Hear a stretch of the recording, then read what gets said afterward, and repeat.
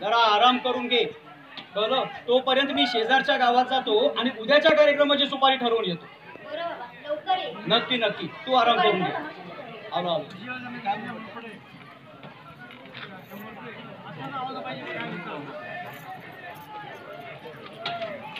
सुंदरा हे सुंदरा, इनामदार साहेब, बरं झालं लवकर आलं. अगं इतक्या तातडीनं का बोलावलंस मला? माझ्या उदरात आपल्या प्रेमाचा अंकुर वाढवतो. आता लपवणं शक्य नाही. बाबाला भेटून आपल्या लग्नाचा विषय काढा ना. नाही, हे शक्य नाही सुंदर. तुझ्या उदरात वाढणारं हे मूल कोणत्याही जन्माला येता कामा नये. इनामदार साहेब, काय चुकलं माझं? असं नका बघू. अहो, कलावंत आहे मी. माझ्याचा प्रेमाचा खेळ करू नका. माझ्या समोर आपल्या बाळाला पदरात घ्या. मूर्खासारखं बोलू नकोस सुंदर. अगं या गावचा इनामदार आहे मी. एका तमाशात नाचणारी बरोबर जर लग्न केलं तर हा गाव कोंडात शेड घालील माझ्या. शक्य नाही सुंदर आहे, शक्य नाही. इनामदार साहेब, काय चुकलं माझं? तुमच्यावर जीव ओळख टाकला. तुम्ही म्हणाल तसे वागले. अहो, प्रेम केलं होतं तुमच्यावर आणि तुमचं लग्न झालेलं आहे आणि तुम्हाला एक मुलगी सुद्धा आहे हे लपवलं. फसवून माझ्या आयुष्याचा चुराडा केला आणि आता बाहेर पडून निघाला. सुंदरा, खरोखर हा प्रेमाचा खेळ नव्हता. अगं तुमच्या प्रेमात पुरता वेडावलं होतो. पण तुला गमवायच्या भीतीनं आजपर्यंत हे सत्य लपवून ठेवलं. पण एक सत्य आहे, काही झालं तरी मी तुझा स्वीकार करू शकत नाही सुंदर. हे माझ्या हातात नाही आता सुंदरा. क्षमा कर. क्षमा कर. हा विचार प्रेमाचा डाव करून माझं आयुष्य उद्ध्वस्त केलं त्या अधिकाराचा होता. आज जर स्वीकार नाही केला तर भर तमाशात संपूर्ण गावासमोर तुम्ही माझ्या प्रेमाचा खेळ कसा केलात आणि तुमचं पोर माझ्या पोटात वाटतंय हे सांगणार आहे. जाते मी. नाही सुंदरा, ऐक जरा. सुंदरा, हे परमेश्वरा, काय झालं?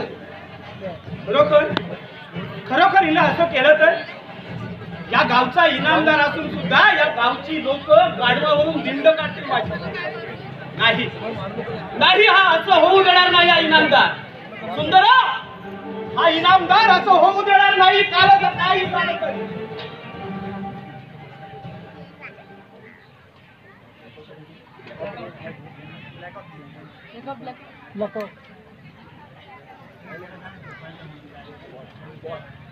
सुंदरा, माझ्या या गावात माझ्या अब्रूचे धिंडवडे निघण्या अगोदर तुला तुझ्या तमाशाच्या फडासहित जाळून टाकेल हा इनामदार. अगं तुझ्या प्रेमापेक्षा अब्रू प्यारी या इनामदाराला. सुंदरा, तुला मरणे हा एकच पर्याय आहे. सुंदरा, मरायला तयार हो. सुंदरा,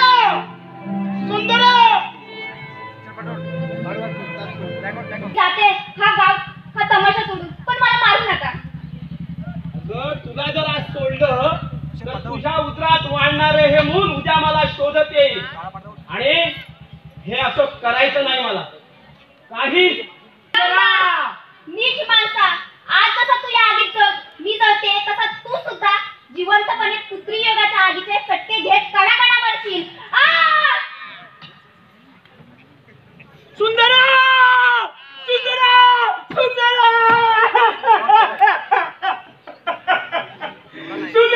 काय झालं गे? सुंदरा, इनामदार,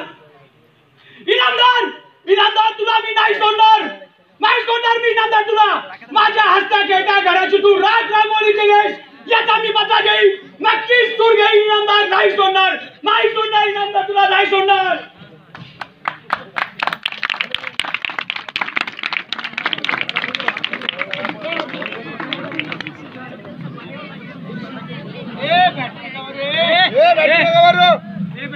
तो पण समजत नाही जेव्हा बॅटरी कशा मारतात काही समजत नाही. अँटिक झालाय.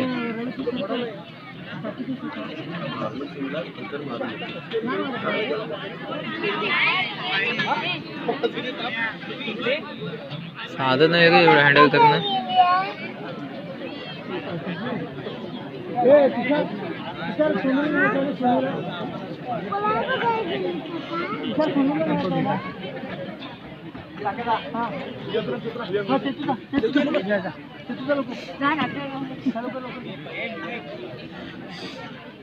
तर जातो तो भारी काम आहे.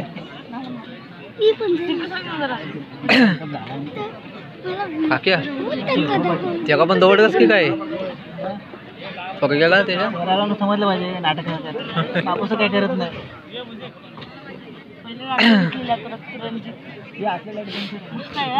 मस्त लिकर पाहिजे साधा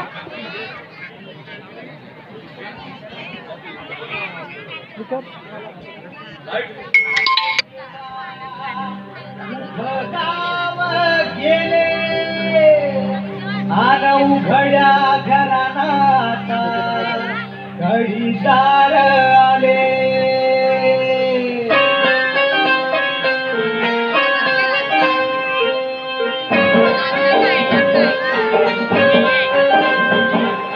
पायरीला गेले तडे पाय झाले जड. पायरीला गेले तडे पाय झाले जड.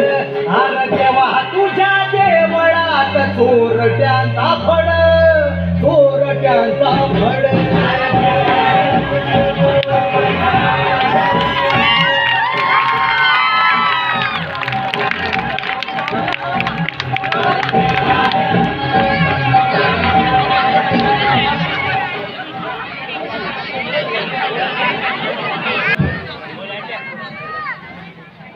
राम राम मंडळी, राम राम.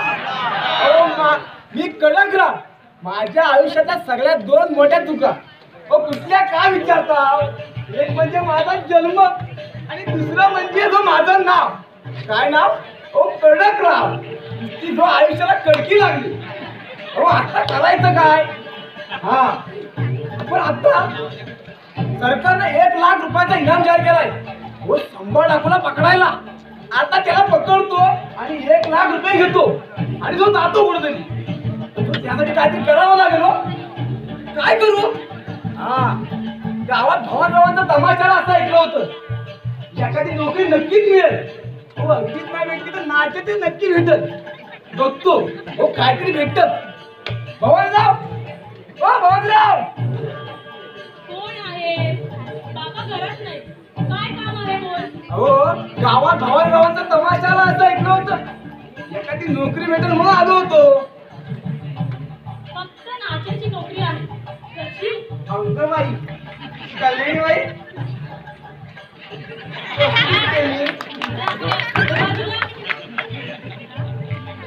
दोन वेळचं पोटभर जेवायला भेटलं बाद झालं. नाचा पण करी. मग जा आज तयारी कर. रात्री तमाशा. अंग माझी कुणाची का पोट.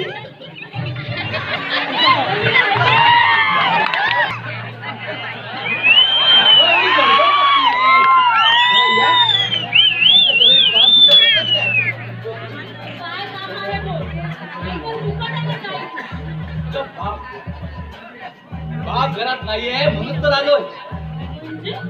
म्हणजे चल एक पकड लावणी होऊन जाऊ दे. कालिया, ही कल्याणी टिकाऊ नाहीये. कळलं तुला? तुला जर तमाशा बघायचा असेल तर रात्री तमाशाला ये. तू माझ आहे का तुला? अगं तुझी खरी जागा या कालियाच्या पंगावर. कालिया, मला मारलंस. चल चल तुझ्या आबूच्याला दिंड्यात काढतो. कालिया, असं करू नकोस. कालिया, कालिया, आता राक्षसी वागू नकोस. अगं माझ्यातला राक्षस अजून तू पाहिला नाहीये. चाल माझी रात्र रंगीन कर. साली कालिया, भगवान श्रीकृष्णाने गीतेत सांगून ठेवले, जेव्हा जेव्हा धर्माचा नाश होईल, या पृथ्वीवर पाप वाढेल, तेव्हा तेव्हा धर्माच्या संरक्षणासाठी आणि तुझ्यासारखा राक्षसाचा संहार करण्यासाठी कुणाला तरी शस्त्र उचलावंच लागेल. मग पाहतोच ना कोण येतं तुझ्या रक्षणासाठी ते. चल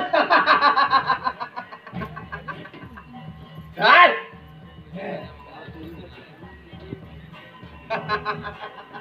कार्या सोड तिला. अरे तुझ्या फड्यावर उभा राहून थाळ्याचा नाचायला हा धर्म आलाय. अरे आया बहिणीची अप्रूप तुझ्या तुला बापाची जहागिरी वाटली की काय रे? अरे तू काय माझं वाकडं करणार आहेस? अरे दऱ्या खोरात फिरणारा मामुलीचा डाकू तू. आणि तुझ्याकडे पाहतो मग हिच्या सौंदर्याचा आस्वाद घेतो. अरे संभा डाकूच्या तालमीत वाढलाय हा धर्मा. एवढाच जर माज आहे तर आज जिवंत जाऊनच जागो माझ्या पंजातून. आज पवित्र करतो हे गाव तुझ्या रक्तानं. मग त्यासाठी तुझा बळी घ्यावा लागला तरी बॅट कर. आलिया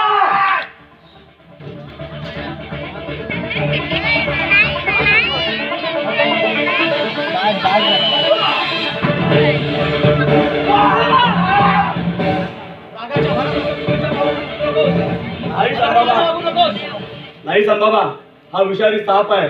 त्याला इथे ठेचलाच पाहिजे. आज जर याला सोडलास तर परत येईल इथे दंश करायला. याच्या मृत्यूची शिक्षा हीच. याला असा अर्धमेला करूनच सोडून द्यायचा आहे. हे कालिया चल उठ निघ इथून, नाहीतर फुकटचा नसेल. धर्मा आता जातोय पण परत येण्यासाठी लक्षात ठेव त्याचा मी बदला घेतल्याशिवाय राहणार नाही. आता जातोच की करू एक काम आणि धर्मा संभाबा. आज याला जिवंत जाऊन देऊन चूक केली आपण. आणि हा परत येईल. सुडाची भावना परत घेऊन येईल याला. जेव्हा परत येईल तेव्हा त्याच्या पापाची शिक्षा त्याला नक्कीच देऊ. पण अधर्मानं वागू नकोस. चल चल. थांब धर्म. आज तू आला नसतास तर हा देह जिवंत राहिला नसता धर्म. कल्याणी मी माझं कर्तव्य केलं. धर्मा माझं सर्वस्वाने स्वीकार करशील? ओ बाई, तुमच्या सौंदर्यावर खुश होऊन कुणी सावकार हसत तुमच्याशी लग्न करेल. आयुष्यभर त्याची राणी होऊन जगाल. कुठे या रांगड्या धर्माच्या नादाला लागून स्वतःचं आयुष्य खराब करताय. धर्मा नाचणारीच्या तारुण्यावर बोलून जवळ करणारे बरेच भेटतील. पण हेच तारून उतरणीला लागलं की हेच सावकार सोयीस्करपणे झटकून देतात. मला तुझ्यासोबत दराखोऱ्यातून जगायला हवं. अगदी समानाचं आयुष्य तरी जगेल मी. नका बाई, नका तुमच्या चाळाच्या नादात या रांगड्या धर्माला अडकव. नका.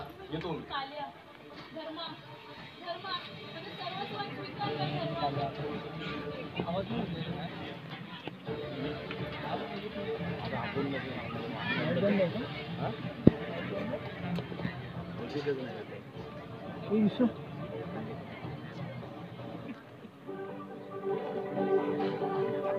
धर्मा धर्मा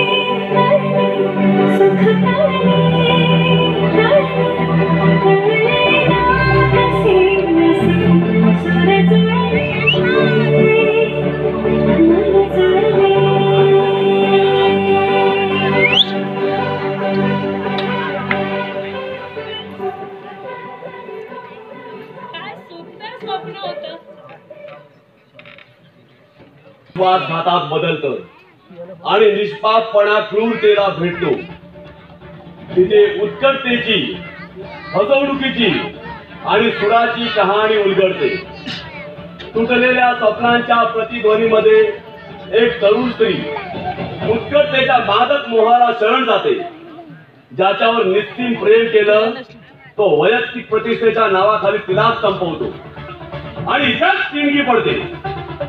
पितृप्रेमानं वेडा झालेला एक सामान्य बाप असामान्य असं पाऊल करतो आणि सुरू होतो बदल्याचा, संतापाचा आणि पश्चातापाचा करून खेळ. सादर करीत आहोत समाजातील भयंकर, भीषण, हृदयद्रावक असं सत्य. ही कहाणी आहे 1980च्या दशकातील, जेव्हा शेठ सावकारांची जुलमी सत्ता उत्कटतेच्या शिगेला पोहोचली. कुठे निर्दयी डाकू दरोडेखोर गरिबांना छळत होते, तर कुठे काही दरोडेखोर गरिबांची रक्षणकर्ता म्हणून उभे ठाकले होते. अशातच नावारूपाला आला एक धर्मानं वागणारा, न्यायाचा बदला आसुदाने घेणारा एक रक्षणकर्ता, डाकू धर्मात्मा. 15 वर्षाचा कालावधी लुटला. इनामदारानं सुंदराला जाळून आजही आपल्या कर्माच्या पश्चातापात जळतोय. रागाच्या एका महाभयंकर क्षणाला स्वतःची अब्रू वाचवायला इनामदाराने सुंदराला जिवंत जाळलं. तिच्या चितेच्या ज्वाळा शांत झाल्या, पण इनामदाराच्या मनात पश्चातापाची जी आग उसळली, तिच्या ज्वाळा आजही चटके देत आहेत. संभाव्य प्रतिशोधासाठी इनामदाराची मुलगी पळवली. आज 15 वर्ष लोटली. आजही इनामदार पश्चातापात जळतोय आणि संभा प्रतिशोधात. 15 वर्षानंतर पुन्हा एकदा ढोलकीचा आवाज आणि घुंगरांचा नाद या गावात घुमला. पात्र परिचय: धर्मा सतीश घोरपडे, संभा जयेश घोरपडे, इनामदार रुपेश कदम, कालिया सागर कदम, कल्याणी चैताली कबाडे, दौलत सुनील गुडेकर, चमन महेश सावंत, दौलत विजय कदम, भवनराव प्रमोद घोरपडे, सुंदरा प्राजक्ता धामणे, रावराव तुषार घोरपडे, सर्जा तुषार सावंत आणि साथीदाराच्या भूमिकेत अमोल कदम. 15 वर्षाच्या कालावधीनंतर पुन्हा एकदा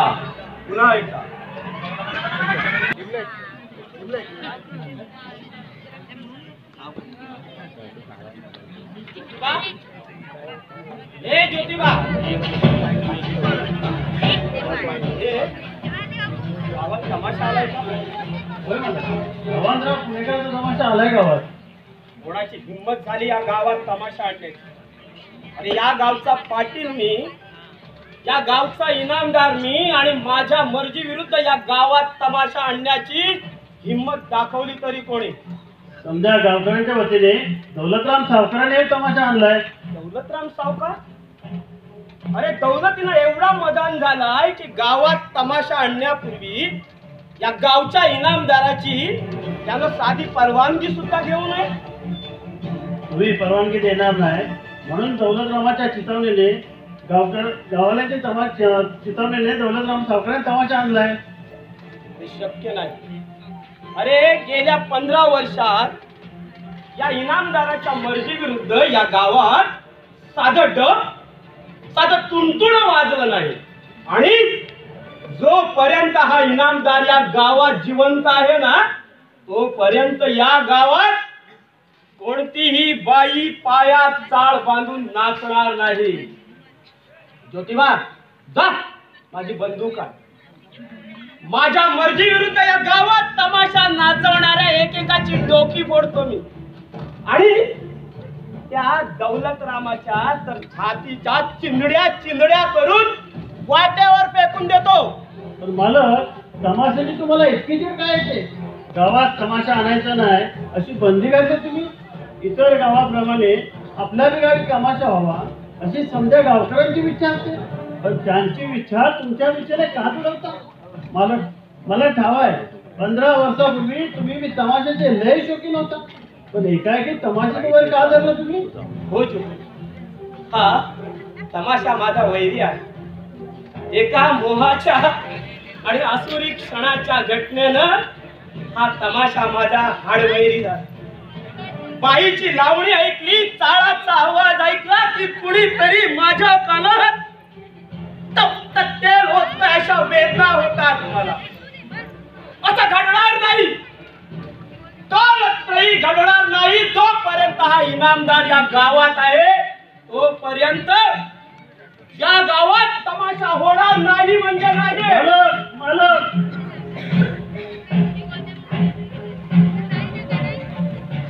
या गावात माझ्या मर्जी विरुद्ध तमाशा नाचवणाऱ्या एकेकाची डोकी फोडतो मी.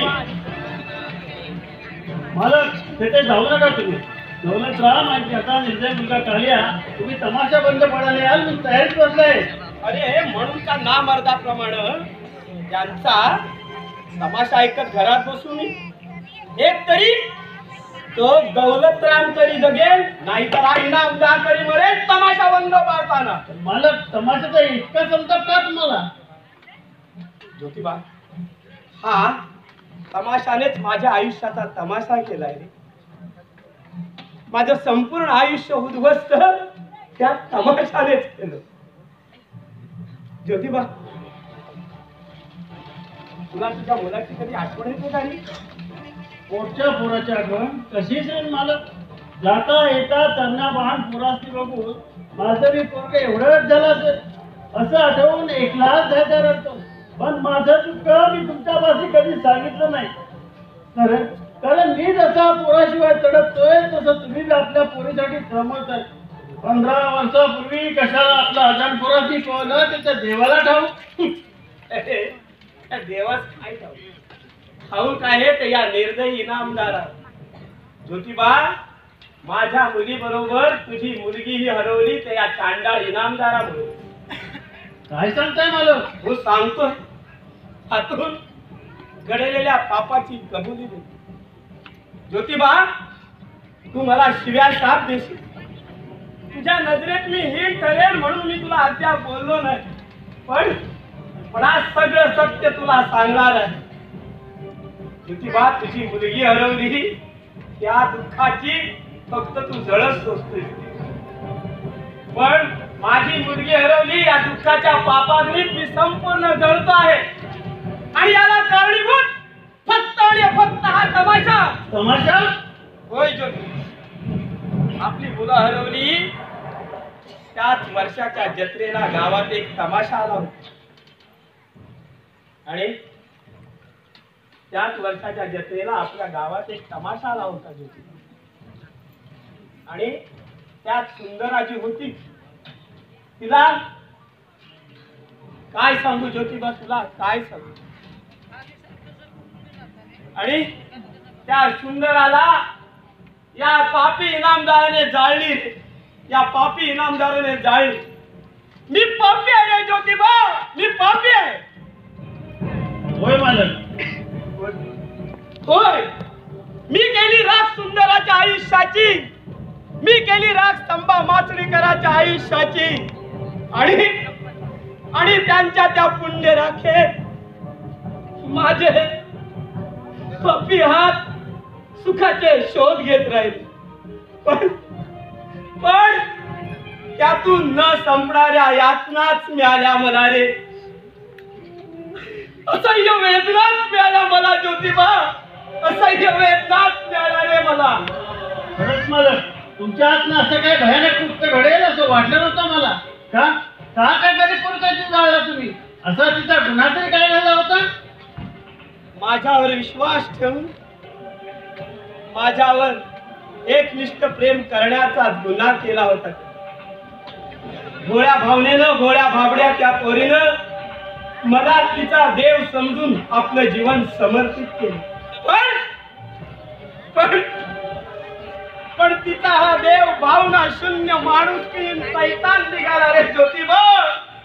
माणुसकीहीन सैतान. खरंच मालक, सैतानाला लाजवेल असं लाजवानं कृत्य केलं तुम्ही. त्यावेळी मी सैतान नव्हतो रे ज्योतिबा. नामदाराचा रंगेल मुलगा होता. माझं लग्न होऊन मला एक मुलगी सुद्धा होती. पण सुंदराच्या प्रेमानं वेडावलं होतो. तिच्या पाठी वेड्यासारखा गाव हिंडत होतो. सुंदरा ही प्रेमानं वेडावली होती माझ्या, पण तिच्या उदरात माझं मूल वाढतंय हे मला ठाऊक नाही. आणि माझं लग्न झालंय सुंदराला सुद्धा ठाऊक नव्हतं. पण ठाऊक झालं तेव्हा माझं हे पाप पण तमाशात समाजासमोर जाहीर करण्याची भीती घातली मला तिनं. आणि इथंच माझ्या मनात सैतानी अंकुर उगवला. स्वतःची अब्रू वाचवण्यासाठी पुरता सैतान चालवली. मी जाळला संभा माचडीकराचा तमाशा. गाव गुंडांच्या मदतीनं मी जाळला संभा माचडीकराचा तमाशा. मी जाळली सुंदराला. या पापी इनामदाराने जाळली रे सुंदराला. या पापी इनामदाराने जाळली. माझं पाप सुंदराच्या राखेबरोबरच जळालं. मरता मरता सुंदरानं माझं नाव घेत प्राण सोडला. आणि संभा सुडाने पेटून उठला. आपल्या जळत्या पुरीचा सूड घेण्यासाठी तुमच्या जिवंत पुरीला पळवलं. मालक, तुमच्या पापाचं माप त्याच वेळी संभ्याने तुमच्या पत्रात टाकलं. पण मी काय पाप केलं होतं? माझ्या कोणत्या गुन्ह्याची शिक्षा संभ्याने मला दिली? तुमच्या पापात मला का भागीदार केलं नाही? माझ्या सोन्यासारख्या पोराला पळवून माझं बापाचं हृदय का चटवलं? सांगा मालक, कोणत्या जन्मीचं पाप मिळलं मला येऊ? की तुमची इमाने इतबारे सेवा केली त्याचे फळ दिलं तुम्ही मला? ज्योतिबा, क्षमा कर मला. ज्योतिबा, क्षमा कर. कशी क्षमा करू? तुम्ही माझे मालक नसता तर या क्षणी गोळी घालून मला मी ठार केलं असतं. होय ज्योती. अरे ही शिक्षा योग्य आहे मला. ती घे बंदूक, ती घे बंदूक ज्योतिबा.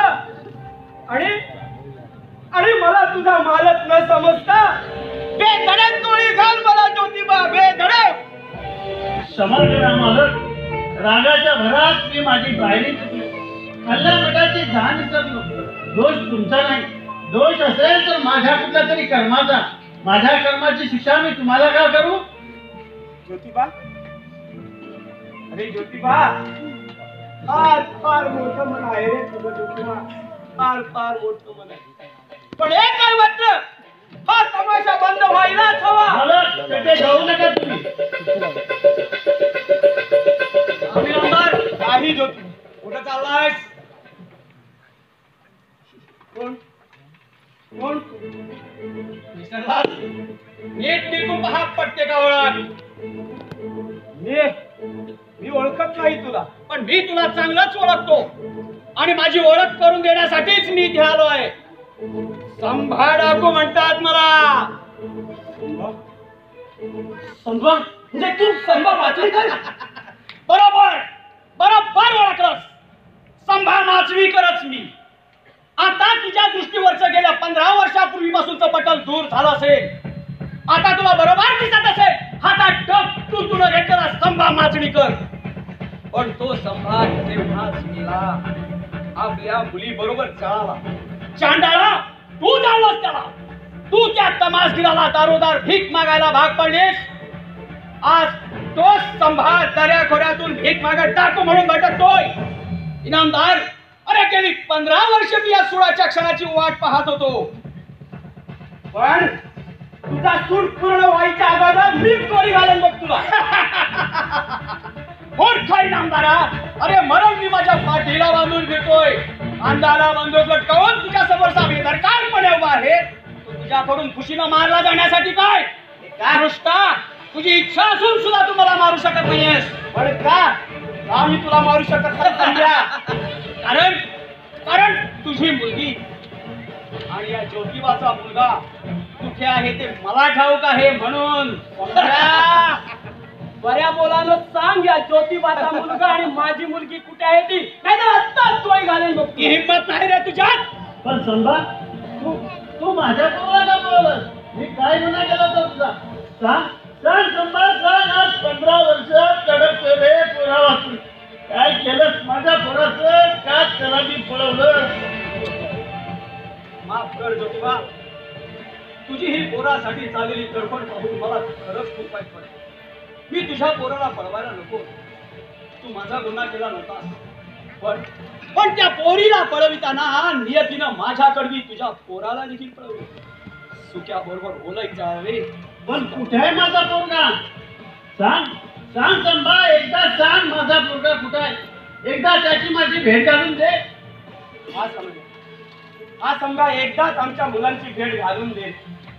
मुलीच्या काळजी वाचून रात्र रात्र तळमळत काढतो आणि आणि तू तिला जिवंत ठेवलं असशील की नाही या चिंतेनं तर अन्न पाणीही गोड लागत नाही मला.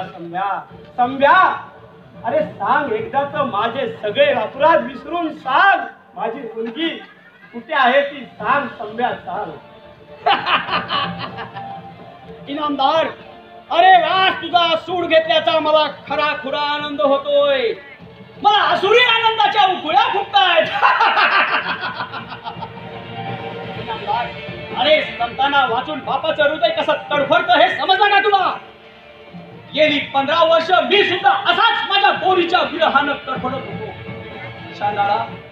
चांडाळा तू माझ्या पोरीला जिवंत झालंस, पण मी तुझ्या पोरीला जिवंत ठेवून तुला जिवंत जातोय आणि शेवटपर्यंत चालतच राहणार आहे. इनामदार, आता तुला मी तुझ्या पोरीचा ठाव ठिकाणा सांगतो. पोरीला पाहून, पोरीला भेटून कसा रडतोस, कसा तडफडतोस, कसा जिवंत मरण जगतोस तेच पाहणार आहे मी. अरे संभ्या, इनामदार, अरे तुझ्या नजरेच्या इशाऱ्यानं नाचणारे गावकरी आज त्यांच्याच नजरेच्या इशाऱ्यानं तुझ्या पोरीला नाचवत आहे. तो दौलतराम सावकार तुझ्या पोरीवर नोटा उधळतोय.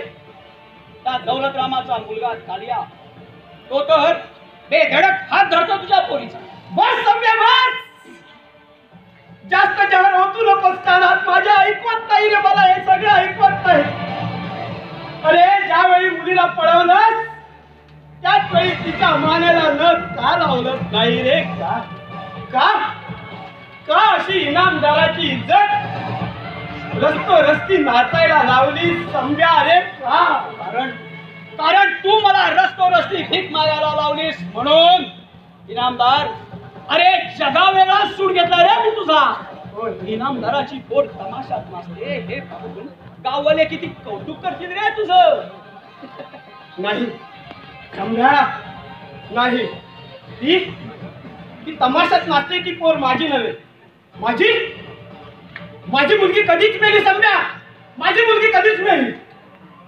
ठीक आहे, नको मुलगी माणूस तिला, मुलगी म्हणून खराब ही घेऊ नकोस, नाचू दे तमाशात तिला. अरे इनामदार, तो कालिया भाळवाय तुझ्या मुलीवर. नाही समजा, तो गावोगाव भटकेल तुझ्या नाही समजासारखाच. मग तुझी पोर ही फिदा होईल कालियाच्या जवानीवर आणि त्याच्या दौलतीवर. मग कालियापासून तिला गर्भ राहील. कालिया तिला लग्नाला नकार देईल. आपली अब्रू वाचवण्यासाठी तो ही तिला तमाशा फडात चालेल. माझ्या पोरीसाठी तुझी पोरही तडफडत किंचाळत मरेल. समजा दूर हो पापी इनामदारा, आणि असाच तडफडत राहा पापाच्या कर्दमात. नाहीतर जगाला ओरडून सांगून त्या तमाशात नाचणारीला घरात आण आणि समाजाची निंदा नालस्ती तू सहन करत झिजून मार. येतो मी. थांब संभा, माझा मुलगा कुठे आहे? जिथं आहे तिथं सुरक्षित आहे. वेळ येताच तुझ्याही पोराचा ठाव ठिकाणा सांगेल मी. पण सध्या माझ्या सुरक्षिततेसाठी हे रहस्य मला रहस्यच ठेवावं लागेल. कारण की केव्हाही आणि कधीही या इनामदाराचं मूक आक्रमण पाहण्यासाठी येईल. येतो मी. नाही मला त्याला मारू नका. त्याला मारला तर माझा मुलगा शेवटपर्यंत मला भेटणार नाही.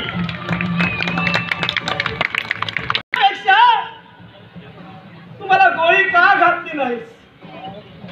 का असं मानहानीचा मरण या महापात्याला दिला संभ्या? अरे बंद करा रे, बंद करा.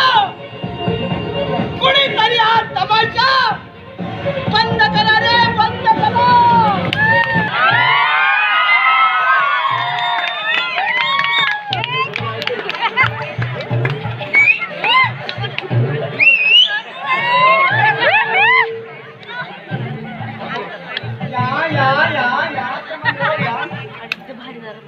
पण आला तसा नाही म्हणजे आम्ही काय उपाशी आहोत उपाशी असला तरी आमच्या कल्याणीबाईची लावणी बघून तुमचं पोट तुडून बघा रे बरं हे जाऊ दे हो, मला ओळखलं काय नाही बुवा तुमच्या त्या छगन लोकांना आम्ही नाही ओळखत. हो हे काय आपण एकाच वर्गात नव्हतो का माझ्या अभ्यासाची कॉपी करायचा तुम्ही आम्ही नाही बुवा. हो नाही नाही. म्हणजे तुमच्या अभ्यासाची कॉपी मी नाही का करायचो नाही बुवा तुमच्या त्या छगन लोकांचा आम्ही कुठे पाहू. बरं हे जाऊ दे पुन्हा आतमध्ये काय झालं? तू बाबा पहिलं तू लांब हो. हा घे तुला. हो तंबाखूही असेलच एवढं रुबाबात बोलता तर स्वतः का ठेवत नाही तुला तंबाखू. मागून काही सवय आहे आम्हाला या. नाही सुधारायची हे काय अरे लांब व्हा जरा अंगाला शिकायला येत जाऊ नका सारखं सारखं. हे काय आमच्या बसण्याची व्यवस्था नाही केली अजून ते पहा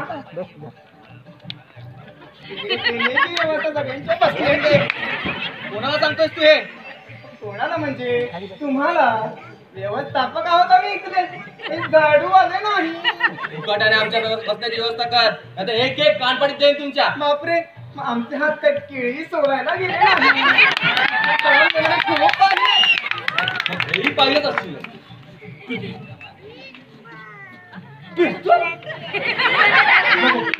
मला मारू नका हो मी बायका पोराशिवाय मरेल हो मला मारू नका बायका पोराशिवाय मरेल हो पोरं नवीन आहे ती काय आगळी कळली असेल तर क्षमा करा. अरे सावकार या या सावकार ए बसायला टाक रे सावकारांना. कालिया हे पिस्तूल कुणासाठी काढलंस. पिस्तूल इनामदारासाठी आणलं होतं पण साल्या या पोराने गडबड केली. पोरा तुला कसं कुठे आणि काय वागावं हे काही कळत नाही. अशाला तूही गोत्यात येशील आणि मलाही एक दिवस गोत्यात आणशील. भवनराव तमाशा सुरू करा. कशी आहेत ना सावकार.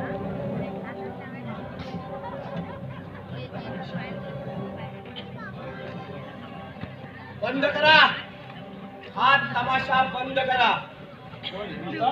होय मी इनामदारच सांगतोय. भवानराव कोणाच्या हुकुमावरून तू या गावात तमाशा करतो आहे. माझ्या हुकमावरून हा तमाशा सुरू आहे. ए हुकूम देणारा कोण रे.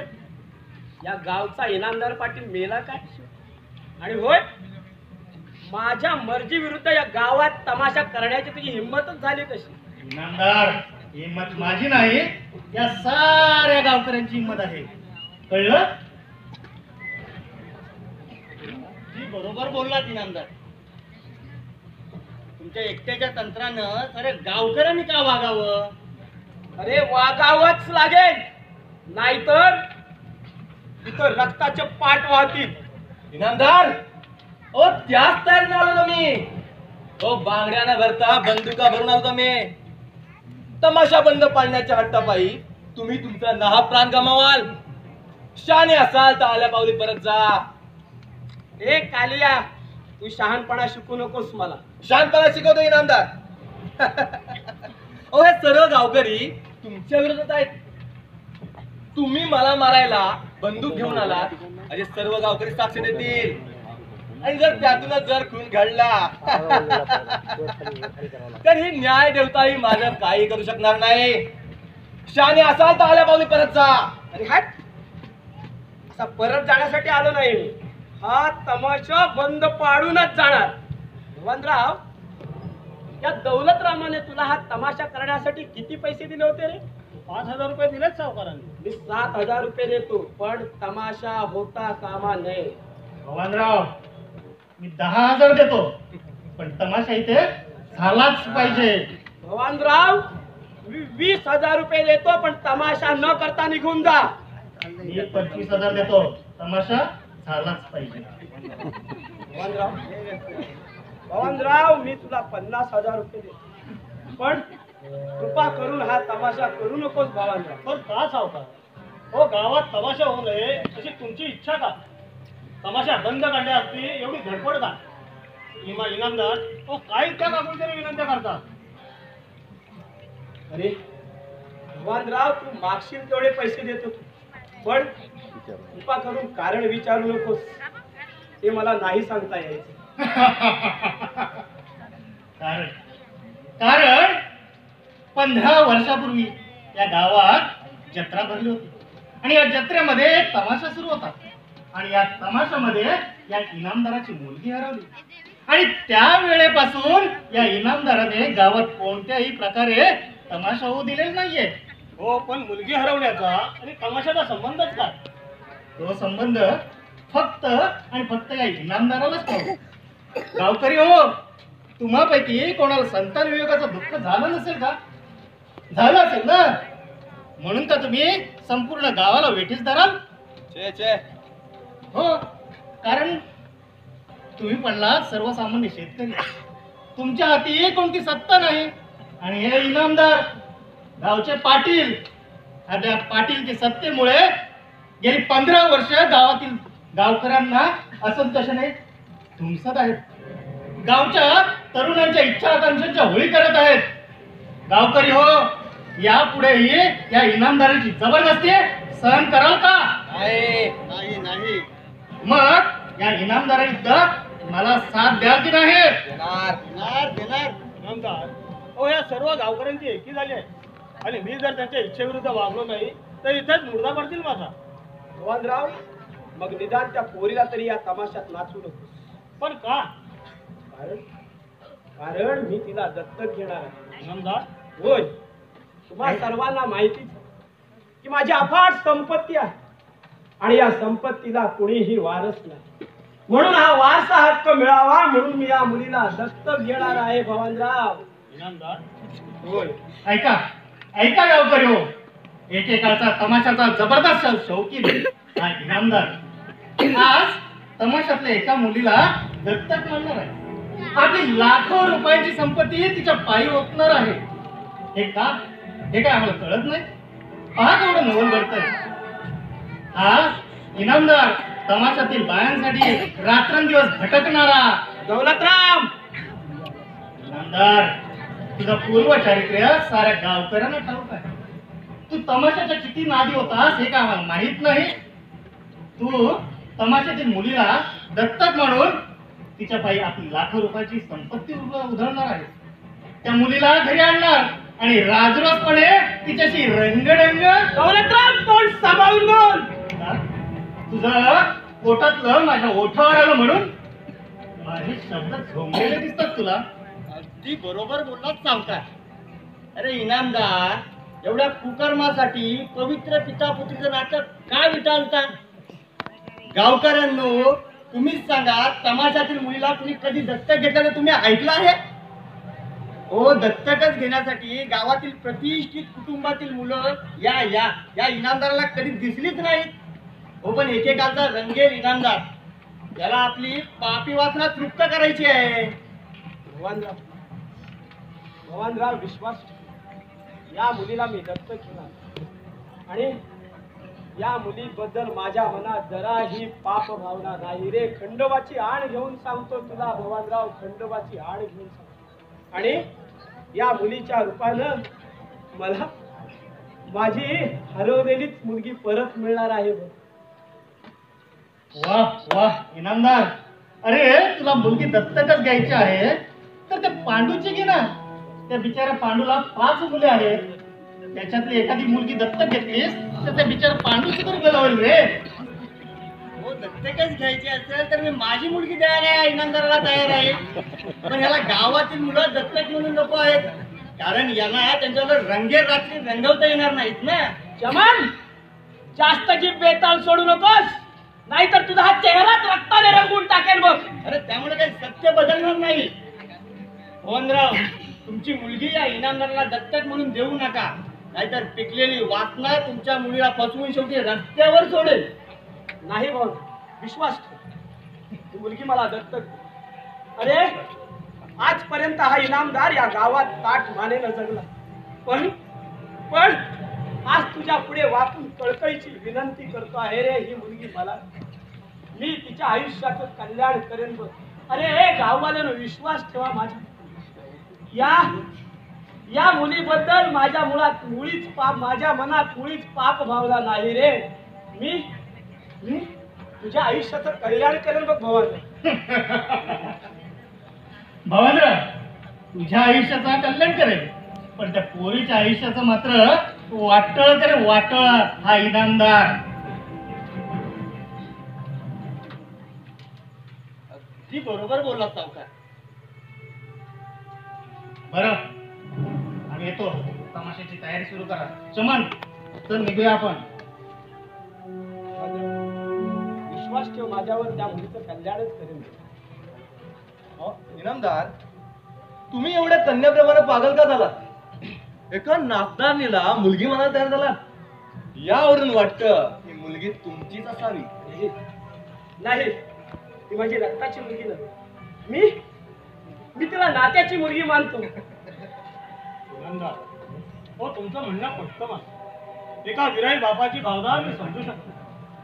इनामदार, हो, पण माझा तमाशा ज्या मुलीवर अवलंबून आहे, आणि तीच जर गेली तर त्या तमाशावर पोट भरणारी माझी कलावंत मंडळी उपाशी मरतील, आणि माझ्या आयुष्याचं काय? भगवानराव, चिंता नको. त्या मुलीबद्दल तुला मी 1.5 लाख रुपये देईन. भवानराव, मुलगी जर विकणार नसेल तर मी या मुलीचे हसत हसत 2 लाख मोजायला तयार आहे. आली बाबू. अहो, मुलगी इनामदाराच्या घरची गेली काय आणि माझ्या घरची शोभा झाली काय? एकूण एकच. इनामदार, तुमची जर एक बंदूक कडाळली तर माझ्या 10 बंदुका कडाळतील. लक्षात ठेवा, मला तुम्ही मारालच, पण तुम्ही सुद्धा जिवंत वाचणार नाही. बाबा, काय चाललंय हे? का माझ्या आयुष्याचा सौदा तुम्ही असा जाहीरपणे मांडलाय? मी काय यांना बाजार वस्तू वाटले का? लिलाव पुकारून खरेदी करायला? आणि तुम्ही सुद्धा विकायला मला तयार झाला? अगं, मी तुला कसा विचारेन?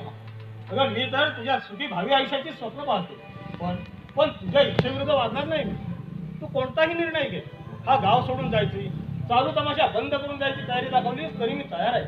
मग बाबा, माझा मी निर्णय घेतलाय. आज जे इथे नाटक घडत आहे, अशीच नाटके जागोजागी थोड्या पण फरकान घडत राहणार आहेत. कलेची सेवा करता करता स्वतःची किंमत करून घेण्यापेक्षा या इनामदारासारख्या पुत्रवत्सल बापाची लेक म्हणून राहणं लाख मोलाचं ठरेल बाबा. होय बाबा, तुमच्या मुलीचं भलं या भल्या माणसाकडे राहूनच होणार आहे. इनामदार साहेब, मी तुमचं तडफडणारं हृदय ओळखलं. तुमच्या शब्दातून व्यक्त होणारी निष्पाप भावना मी जाणली. इनामदार साहेब, मी तुमची दत्तक कन्या व्हायला तयार आहे. पण मी असं होऊ देणार नाही. पण माझ्या इच्छा आहे ना. तू कोण? मी कोण हे येता अवकाश कळेल तुला? मला पुरतं कळलंय तू कोण आहे ते. गावोगावी तमाशा करतो आम्ही, आणि आमच्या तमाशाच्या अगोदर तुझ्या बापाच्या काळ्या कृत्याची जाहिरात आमच्या जाहिरातीच्या अगोदरच होते. हे दीड दमडीच्या पोरी, या कालियाला आव्हान देऊन त्याची बदनामी करतेस तू. या कालियाचा पणा हातात घेणं इतकं सोपं नाही. पश्चाताप करावा लागेल तुला. अशा धमक्या देणारे काय सर्प आम्ही गावोगावी नेहमीच पाहतो. पण मला तू प्रथमच पाहतायस. अगं, तुझी वृत्ती कळली मला. शेवटी काय, जातीवरच जाणार तू. नोटांच्या पायगड्यांवर सोन्याचे पैंजण बांधून नाचणार तू एक नर्तिका. तुला एवढी मस्ती का? तुला मस्ती चाललंय ह्या इनामदाराच्या संपत्तीची. या इनामदाराच्या संपत्तीवरच्या बिचारावर नाचण्याचे सुख स्वप्न पाहतायस तू. त्यावर इनामदार तुला मुलगी म्हणू दे, अत्वार केली. कालिया, इनामदार, असा अमर्यादपणे वागून मला माझ्या मर्यादेची सीमा ओलांडायला लावू नकोस कालिया. इनामदार, एका नाचणारीला मुलगी मानून ती मर्यादा केव्हाच ओलांडली तुम्ही? मुली, बघतो मला कोण अडवत होते. हा कालिया सुरुवातीपासून तुमच्या मार्गात आडवा आला. इनामदार, तुला तर अजिबात घाबरत नाही मी. आणि म्हणजे ते गाव गुंडांना तर अजिबात घाबरत नाही. चल मुले, मला कोण अडवत होते. इनामदार, कालिया, हे रस्त सोड तिला. तुमच्या मुखी लागू देणार नाही मी. कालिया, सोड तिला. गोळी सांगण्याचा प्रयत्न करू नका. कालिया, सोड तिला. कालिया, कालिया, सोड तिला. कालिया,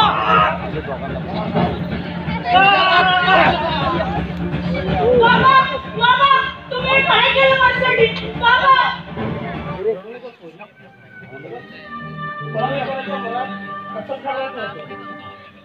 माझं कृपाचक्र तुझ्याहून दूर होणार होतं म्हणून ईश्वराच्या रूपाने हे इनामदार तुझ्या पाठीशी उभे राहिले. इनामदार इनामदार माझ्या पोरीला तुझा स्वाधीन करतो आहे. सांभाळा तिला. बाबा भद्राव काळजी नसावी. या मुलीचा मी माझ्या प्राणापलीकडे सांभाळ करेन भगवानराव. अरे तुला सांगायचं कोणी तुझ्या जन्माचं अर्धवट असते. बाबा बाबा पोरी पोरी तू माझी मुलगी नव्हे. तुला कोणीतरी या तमाशात आणून सोडलंय पोरी. काय सांगता बाबा? मग मी मुलगी कोणाची? सांगा सांगा बाबा. या आयुष्याच्या या तमाशाच्या वाटेवर माझ्या आयुष्याची वाट लावणाऱ्या त्या चांडा बाबाचं नाव तरी मला सांगा. मलाही ठाऊक नाही कोणी. आता हे हे इनामदार तुझे पिता आहे. इनामदार इनामदार सांभाळा माझ्या पोरीला. द्या द्या काल्यापासून बाबा बाबा